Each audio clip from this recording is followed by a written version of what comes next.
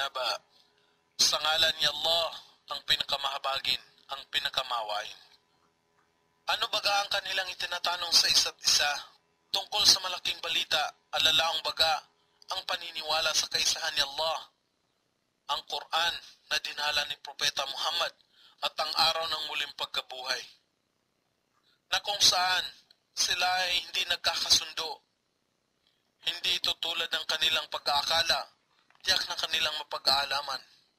Hindi baga ginawa namin ang kalupaan na malawak bilang himlayan at ang mga bundok bilang mga talasok na pampatatag ng kalupaan. At aming nilikha kayo sa pares, lalaki at babae, mataas at mababa, mabuti at masama. At aming ginawaran kayo ng pagtulog para sa inyong pamamahinga. At ginawa namin ang gabi bilang pantakip sa pamagitan ng kanyang kadiliman.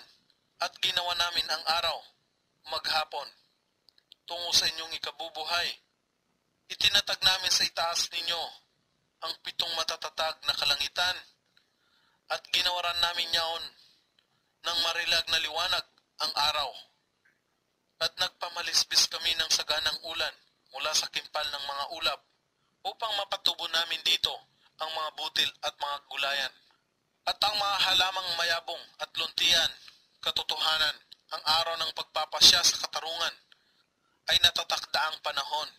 Sa araw ng tambuli ay hihipan at kayo ay magsisiparito ng langkay-langkay at sa maraming pangkat. At ang kalangitan ay bubuksan na waring mga pintuan.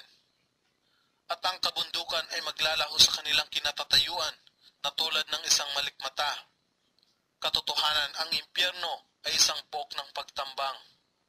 Bilang isang tahanan ng tagun, sila na lumalabag sa hangganan na itinakda ni Allah, katulad ng mga mapagsamba sa Diyos-Diyosan, walang pananalig sa kaisahan ni Allah, mga mapagkunwari, mga makasalanan at mga kriminal. Magsisipanatili sila rito sa mahabang panahon. Dito ay wala silang malalasap na lamig at ginhawa ni anumang inumin, maliban sa kumukulong tubig at maruming gatas ng sugat, nanana, dugo at iba pa, na siyang katumbas na kabayaran ayon sa kanilang kabuktutan. Sapagkat katotohanan sila ay hindi nagbigay pahalaga at nangamba tungo sa araw ng pagsusulit ng kanilang mga gawa.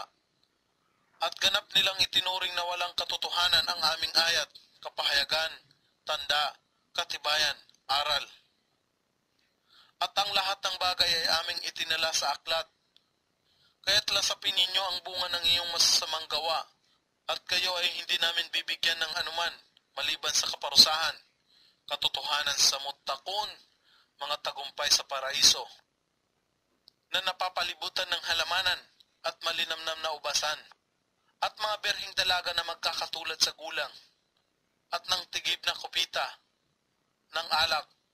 Dito ay wala silang maririnig na lagwa, bastos, walang katotohanan, masamang pag-uusap o kasinungalingan, isang gantimpala mula sa inyong Panginoon, isang biyayang sagana ayon sa kahusayan ng kanilang mabubuting gawa mula sa Panginoon ng kalangitan at kalupaan, at anumang nasa pagitan nito, ang pinakamahabagin. Walang sinuman ang may kakayahan na makipag-usap sa kanya sa araw ng muling pagkabuhay malibang kanyang pahintulutan.